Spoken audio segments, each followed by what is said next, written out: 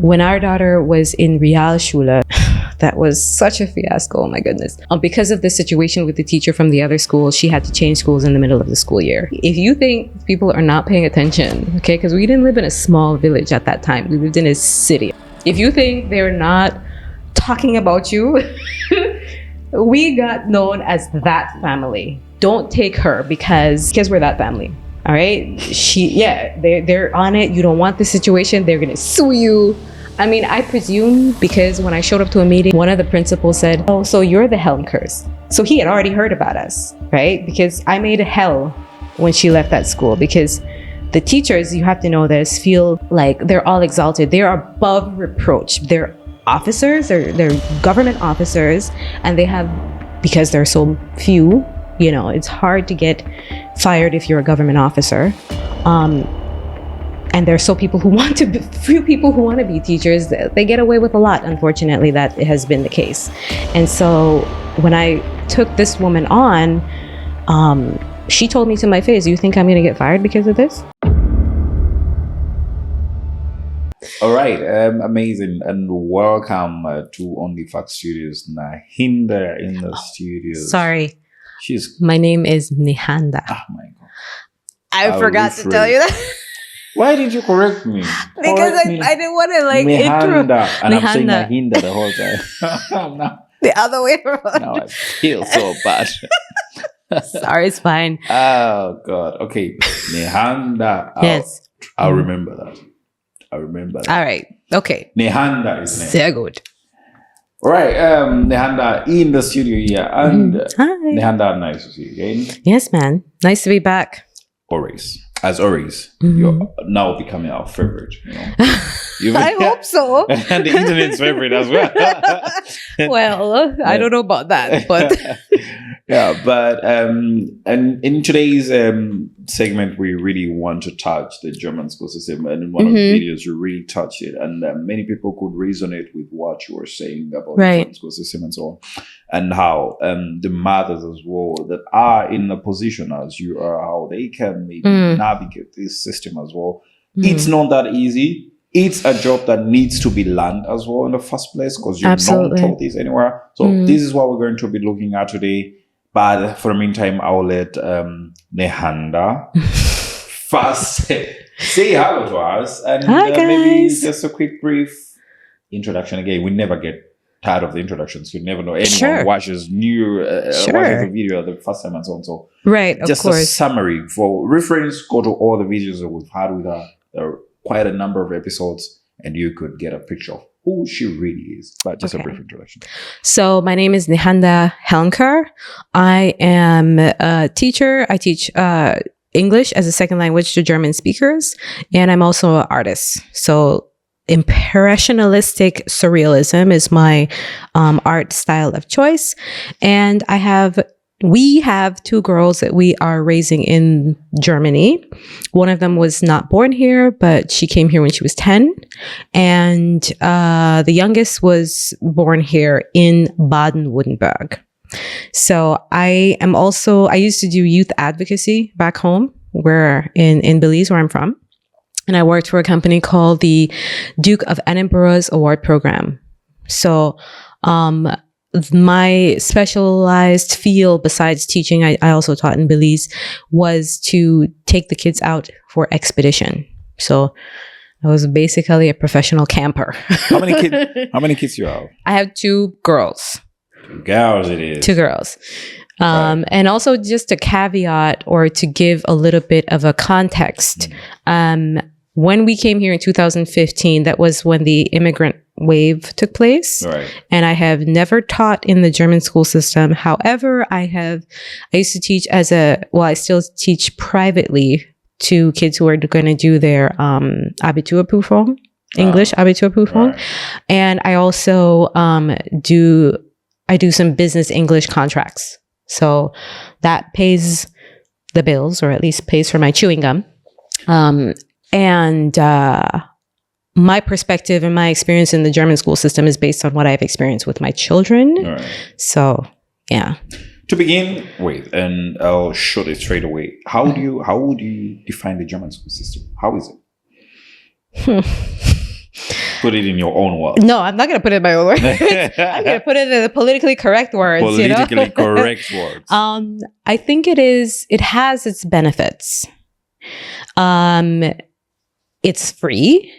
And I think that is very, very good for a lot of parents who struggle financially. So that's the thing. And it is, for the most part, very encompassing of the different learning abilities. For the most part. It can also be a little bit regimented in its approach. Okay. And I think that there is a lot of catching up that the school system has to do in terms of what's going on in the rest of the world with education. So, yeah, I that's how I would describe it. Regimented, but also has a lot of potential. 2015, you moved to Germany, you mentioned, right? And so right now you have a clear picture of how to do and what to get where and so on. But what should someone expect who is moving from a different country, coming to Germany, has children, and they have to learn this system? Well, I think that you should never come into a situation thinking that education is the educator's job. Parents have a very, very key role to play in education. And you have to do your due diligence and research. Start with, this might seem a little bit anal to some people, but I would go visit the school, talk with the teachers, shop around, and really read that manual. Like, they give you like a book on orientation day before school starts, like I think a month before school starts. And I would read that and learn what your rights are as a parent, because they're not that many depending on where your child goes to school or what level they're starting at. So I would definitely make sure that I orient myself with what the rules are, because they will matter to you at some point. Okay. That's the first thing I would do. The second thing I would do is if you haven't learned the language, learn the language and find someone that can help to facilitate you developing a relationship with the principal and or your child's homeroom teacher. Why is the relationship with the principal important? Because they're the ones who are going to pass, for the most part. Like, I only know about Baden-Württemberg and Niedersachsen because that's where we are. But they're the ones who okay certain big decisions. Like, let's say a parent dies, or there's a family reunion, or there is some reason that you have to take your child out of school during the school time. This has been a huge issue with a lot of immigrant parents, including myself, that you're not allowed because you didn't give enough notice, or the principal doesn't like you very much, or doesn't know you, or doesn't think that your reason is good enough. And if you have a relationship and they can refer back to who you are and what's important to your family, they're a little bit more understanding and can give the time off for something like leaving in the middle of school time. Right. Mm-hmm. So the tuition, the school fees, it's free, as you mentioned with established start.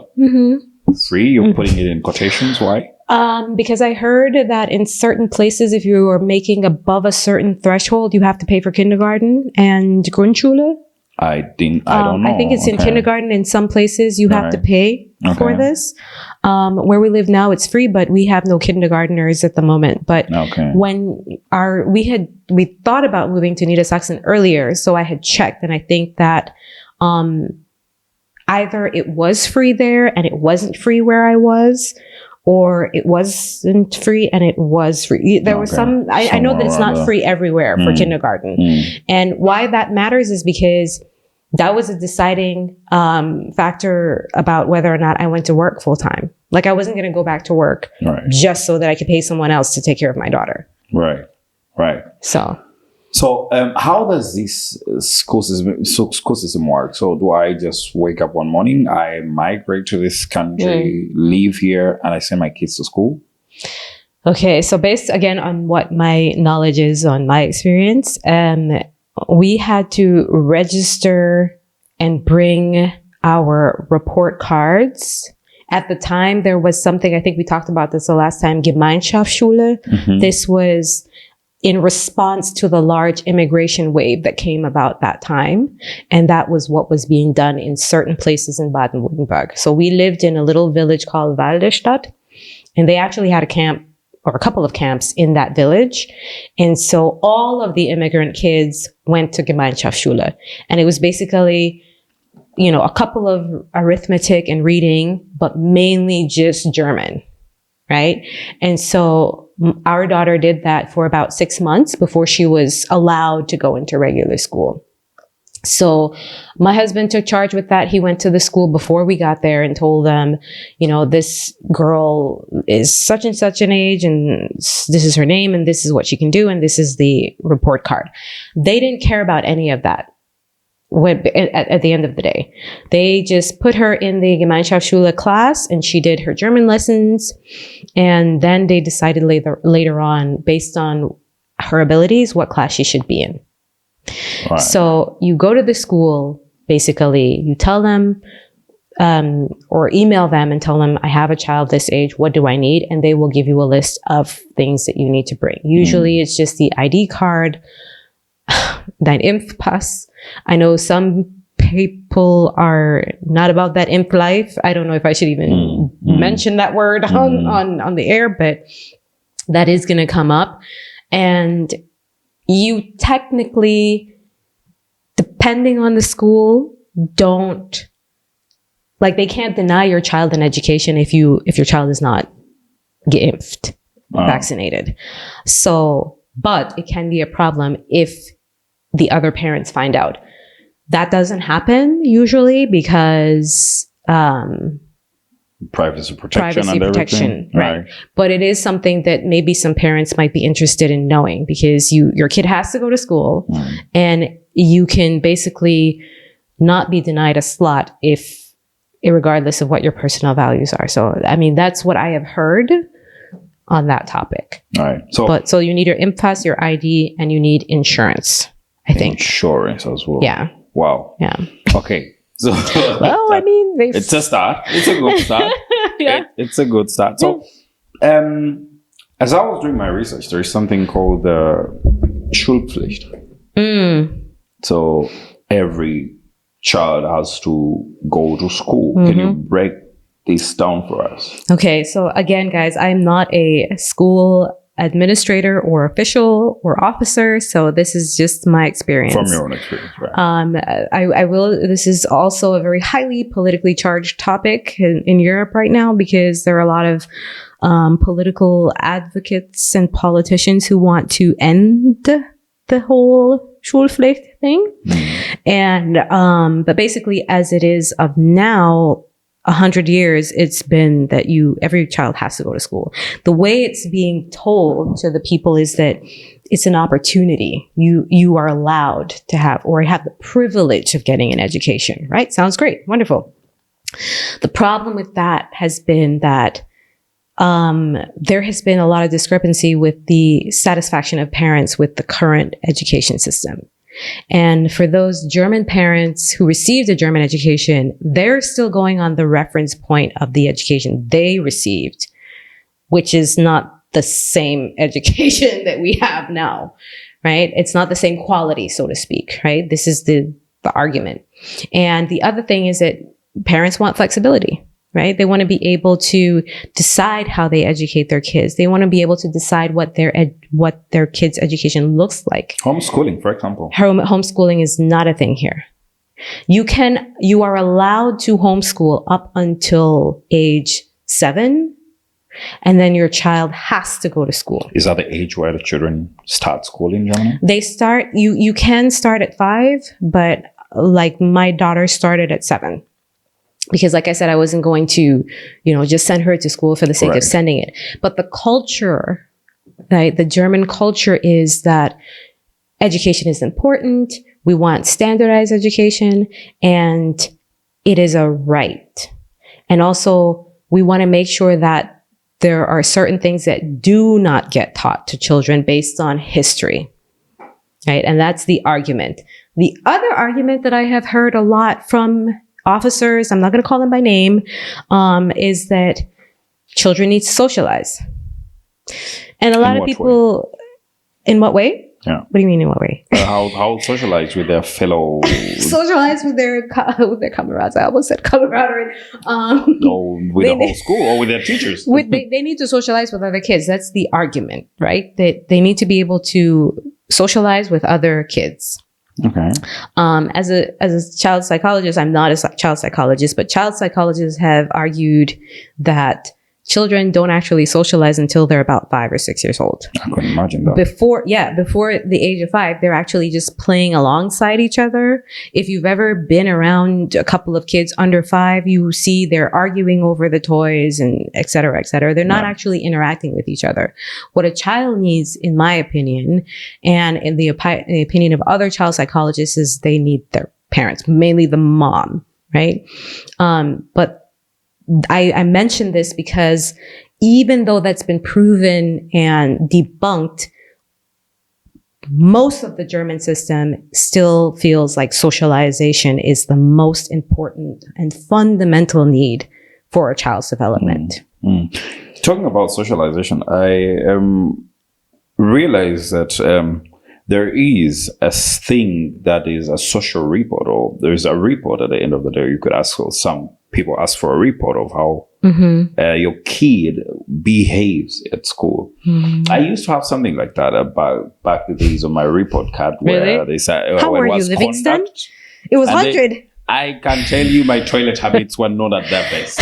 So I remember my teacher used to write, improve toilet habits. Oh my God. But so, and this is something that I also realized that you could talk, if you mention socializing, then it makes sense. So they need to socialize more. Do Germans socialize? Oh, I'm saying this is what people in the school system believe. They need to socialize. That they need to socialize. Like, I've actually been told this because my daughter wasn't going to school. Like, well, how does she get social interaction with other children? Children don't need social interaction. I'm actually going to sound, I'm just a hot mess. I'm just a walking time bomb talking about these things, but they don't need socializing. They need their parents. They need their parents to be present and to make them feel secure. Imagine your child is spending all of this time with other children. What are they learning from other children? The child is becoming the parent. Their friends are now parenting them. To do what exactly? This is, in my opinion, why we have so much of what we have, is because their children are not being oriented by their family. With the sound of that, it gives me the thought that you love or you like the idea of homeschooling. Do you? I do actually like the idea of homeschooling. It's not for everybody. I think that it is something that you have to plan for, especially if you're going to be living in Germany. You have to plan for it economically, bureaucratically, right? There are ways around it. And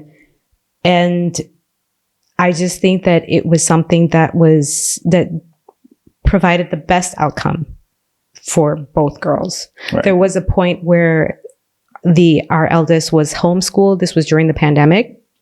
You had the option to just stay home. So we took that option. When it was allowed for them to go back to school, she was the only one who stayed home. And that created a lot of problems because the teachers had to do extra work. Basically, they just had to create a package for her to be able to stay at home. But it gave her so much flexibility. She didn't miss the socializing. So I got to see for myself that socializing wasn't really that big a deal as people make it out to be. Okay. But there are other ways that kids can socialize. They don't need school to socialize. And based on how the socialization is in the school system with, who gets picked on and who doesn't, it hasn't really worked out, hasn't it? Right. So let's break this down maybe for someone who doesn't understand how this system is. So we have kindergarten, and what comes next? Grundschule, okay. And then you have, you can go to Gymnasium, Real, or Hauptschule, I think. Okay. Those are the 3 options. Okay, so from kindergarten straight to Grundschule. So how long is Grundschule? That is from the 5th class, I think. It's from the 1st to the 5th or 1st to the 4th. At least that's what my daughter tells me. Okay. At least that's okay, right. And then from there you Yeah, I think it's from 1 to 4, and then they do the 5th class in the Gymnasium or something like that. Right. Now, the problem with my story is that I don't know if this is like standardized, because they change it depending on your region. Okay. My other daughter didn't come here in the beginning of Realschule. I think she was like at the tail end, because she was 10, so she was in the 5th class, I think. Okay. Yeah. Okay. And she got put back a class because she wasn't here from the beginning. So that if you have any children who are coming into the German system, they might get put back irregardless of where they are with their German. So when she came in, she had to repeat the class that she was already in. Right. And because of that, that's something that parents need to be aware of. So if they're coming with kids, regardless of whether or not they can speak German very well, there is this certainty. At least that's how it was 5 years ago. Okay. They had to be oriented to the German school system, regardless of what they did before they would get put in a proper class. And how long does this go? For her, it took her 6 months for her to go into like regular school. And is it a 6 months that are mandatory, or it depends on the kid or how fast they're learning? Or yeah, it depends on how fast they're learning and the teacher's discrepancy. So this is why I come back to having a relationship with the teacher, because I mean, it's dual. You know, if the teacher says your child's not ready because they have some kind of discriminatory, they have some kind of bias, then you want to know that from the onset by interacting with them, because you can pretty much tell, right? And you can, you know, try to be a little bit friendly and campaign for your child's development by making yourself more known and more present in the school, not too present. That's also an issue. If you're like the helicopter mom like me, then you could also get into lots of problems where they're like, oh, what does she want again? But just make your presence felt so that the teacher's paying attention to the child enough that they want to pass your child on. Have you gotten into any problem at school? Absolutely. We talked about this the last time. I got into a lot of problems at school as a child and as a parent. You know, I mean, everything from teacher bullying, right, to just inappropriate behavior, to being unconsciously racist. It is bizarre and reactive. I think that a lot of teachers don't understand the climate in which they're teaching now, right? You have technology, you have clans that are in class with each other that don't get along where they come from. And you have to have a certain kind of finesse and education for the classroom dynamics of what that looks like to maintain peace and order. You have parents who can't parent, and you as a teacher have to parent them. You know, there's a lot being expected. A lot of teachers have no buck because of all of the stuff that they're experiencing. And a lot of teachers just think that it was all going to work out, and it hasn't. Is this something that someone moving to a country like Germany should expect? They should expect getting into fights at school. What do you mean, fights with the teacher? Like physical fights? Not physical fights. It could be verbal fights. To fight for their children's rights. Fight for the rights of their own rights as well. You know, I think that they can expect that, but I mean, I think you have to pick your battles. You know, this is why I homeschooled, because I wasn't going to let that be my life. I wasn't going to subject our kids to unnecessary discrimination, abuse, and all this other stuff. I decided that I was just going to, or we decided very early on that we would cut our losses if things came to a boiling point, and preempt certain behaviors by doing our due diligence. You've got to do your due diligence and research these people and research their reputation. we have this little saying in our house where if you see School Against Racism on the front of the door, then you don't know racism is a problem at that school. So don't even bother. Why you gotta mention racism? You know, Okay.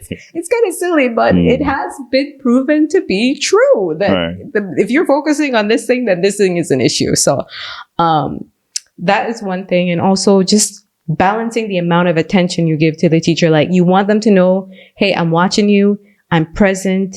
Because that's the other thing. A lot of kids, their parents don't show up. They have no buck because they don't want to go to the meetings. They don't speak the language. So, and why would I do that? Why would I go to the meeting? Because I don't understand the language.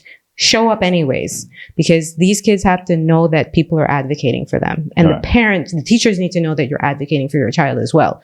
If you don't show up, then your kid becomes, you know, very vulnerable or perceived as vulnerable because of that. So it's uncomfortable for us, but it has to be done. According to my notes I have here, you reach a certain level and in the school system, the German school system, and the teachers have to decide which school you have to attend. Can you break this down for us? What do you mean a certain level? So according to what I have here, after a certain level of school, they either decide if you're doing Gymnasium. Oh, yeah. Or you're going to, is it Realschule? Realschule or a Hop Realschule? Something like that. Something like that, yeah. Could you break it down for us? Do you have any experiences in this? I do. My daughter, I keep saying my husband always tells me we need to say our. When our daughter was in Realschule, that was such a fiasco. Oh my goodness. Because of the situation with the teacher from the other school, she had to change schools in the middle of the school year. And if you think people are not paying attention, okay, because we didn't live in a small village at that time. We lived in a city, a pretty sizable city. If you think they're not talking about you, we got known as that family. Don't take her because, what was it? Because we're that family. All right. They're on it. You don't want this situation. They're going to sue you. I mean, I presume because when I showed up to a meeting, one of the principals said, oh, so you're the Helmkers. So he had already heard about us, right? Because I made a hell when she left that school because the teachers, you have to know this, feel like they're all exalted. They're above reproach. They're officers, they're government officers, and they have, because they're so few, you know, it's hard to get fired if you're a government officer. And there's few people who want to be teachers. They get away with a lot. Unfortunately, that has been the case. And so when I took this woman on, she told me to my face, you think I'm going to get fired because of this? So I cut my losses. I left. We shopped around. And one of the principals actually told me, oh, so you're the Helmkers. And I already knew she wasn't going to go to that school. Ironically enough, she applied recently again and she got in. So we'll see how that goes. But at the time, it was very, very challenging because we were holding the school system almost at the highest level that we could accountable. And that's unheard of, especially as an immigrant. Okay. We've always done it this way, and we're going to continue to do it this way, is the general consensus and philosophy behind German education, unfortunately. There's very room for challenging, questioning, and suggesting. It's not like how it is in other places. This is how it is, and this is how it's going to continue to be. And so, to your point, when she switched schools, she had to go to Realschule. And she did that, got very acquainted, got very familiar, got very, sorry, my daughter, lazy, and didn't want to leave, right? So they give you a test at the end of the semester and they say, hey, do you want to try for Abitur or try for Gymnasium? Sorry. Here's what you can do, right? So they gave her a test and she failed the math portion. To her defense, math is quite hard. So, you know, but I would agree. Yeah, it is quite challenging. But the instructor said that he felt like she was doing some of the questions on purpose wrong. I don't know for the other one, but anyways, I just called her out on the internet streets. But so the second time she had to take a test to go to Gymnasium. So that's a possibility, but you have to do your due diligence as a parent, because the jump from Realschule to Gymnasium is a big one for some regions, right? It's not just understandable that what you're learning in Realschule is so, it's not like a preparation for the Gymnasium. That's not the way it actually works. Right. So if you want your kid to go to Gymnasium, you're going to have to, in my opinion, and this is what I found why I became a tutor, because a lot of parents want their children to go to Gymnasium. And in our cultures and in brown cultures and Asian cultures, you have to be a doctor or a lawyer. That's it. Absolutely. Those are your options. You want the best for your kids. No, you just can't be a machine mechanic or a carpenter. No, you are going to be a doctor or a lawyer. So I had that mentality.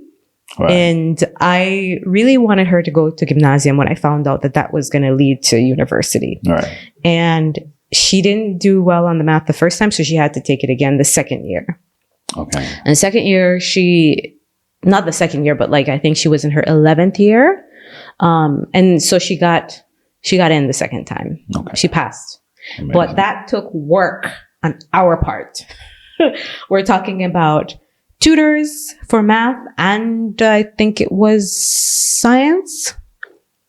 English was not a problem, but you as the parent have to be the advocate for your child. And I think I would say that regardless of what country I'm in, we leave too much up to these teachers, and you have to understand that they're parenting your child for the time you're not parenting, and they're not parenting just your child.